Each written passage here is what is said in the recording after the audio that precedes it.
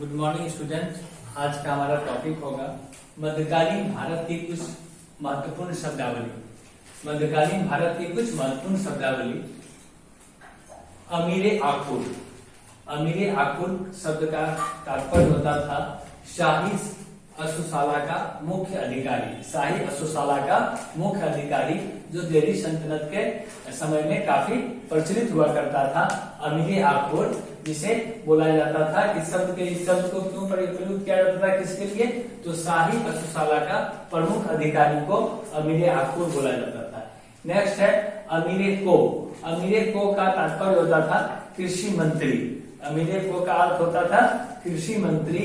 इसके बाद है अर्ज मामलिक। अर्ज मामलिक बोला जाता था सुरक्षा अधिकारी को या सुरक्षा मंत्री को बोला जाता था अर्ज मामलिक।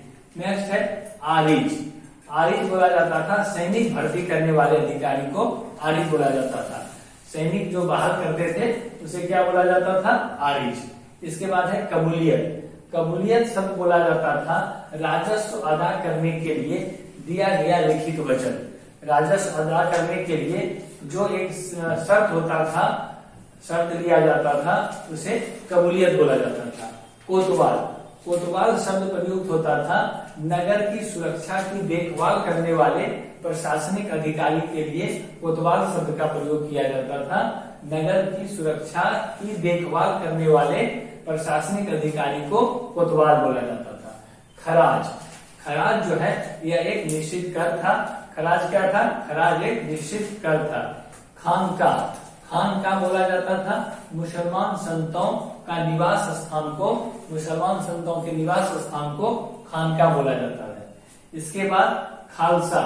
खालसा जो है यह सिखों के एक प्रमुख संप्रदाय को भी खालसा बोला जाता है और साथ ही साथ शासक की व्यक्तिगत भूमि को भी खालसा बोला जाता था। उसमें शासक की व्यक्तिगत भूमि को भी खालसा बोला जाता था और सिखों के एक प्रमुख संप्रदाय को भी खालसा बोला जाता है। इसके बाद नेक्स्ट है खुद कास्ट। खुद कास्ट का अर्थ है भूस्वामी द्वारा अपने भूमि पर, अपने जमीन पर स्वयं से खेती करना। इसके लिए खुद कास्ट शब्द का प्रयोग किया जाता था। अब है चौथ। चौथ जो है यह मराठों के समय में था प्रचलित। मराठों द्वारा अपने विजित प्रदेश से वसूली के तौर पर मांगा गया राजस्व का चौथा हिस्सा 1/4 शेयर जो था उसे क्या बोला जाता था? उसे चौथ बोला जाता था। जकात। जकात दान में दिए गए वस्तु को जकात बोला जाता था। कोई भी चीज अगर दान के रूप में दिया गया है तो उसको जकात बोला जाता था। जजिया। जजिया क्या था? जजिया एक प्रकार का कर था जिसे जजिया बोला जाता था। यह जो है गैर मुसलमानों पर लगाया गया कर था, मुख्य रूप से हिंदू पर, जिसमें कि हिंदुओं पर लगाया जाने वाला एक समान कर जजिया कर के रूप में। इस कर के बारे में आप लोग जानते हैं कि यह कर सर्वप्रथम मोहम्मद बिन कासिम द्वारा लगाया गया था। जब मोहम्मद बिन कासिम का आगमन हुआ था 712 ईस्वी में, इसके बाद वह अपने अधिकार क्षेत्रों पर जजिया कर लगाया था मोहम्मद बिन कासिम ने। बाद में फिर दिल्ली सल्तनत में भी कई बार लगाया, फिर कभी हटाया और मुगल काल में सर्वप्रथम इसको अकबर ने जजिया कर को समाप्त किया था और इसके बाद फिर इसे औरंगजेब ने लगा दिया।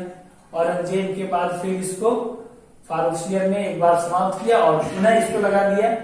अंततः बहादुर शाह रंगीला द्वारा, उत्तर मुगल कालीन बादशाह बहादुर शाह रंगीला द्वारा इसे पूर्ण रूप से समाप्त कर दिया था जजिया कर को। इसके बाद जीतर। जीतर जो था यह दिल्ली सल्तनत के शासक जो थे इल्तुतमिश द्वारा जारी तांबे के सिक्के को जीतर बोला जाता था। इल्तुतमिश द्वारा जारी तांबे के सिक्के को जीतर बोला जाता था। टाका। टाका जो था यह चांदी का सिक्का जिसे सर्वप्रथम इल्तुतमिश ने जारी किया था वो टाका बोला जाता था।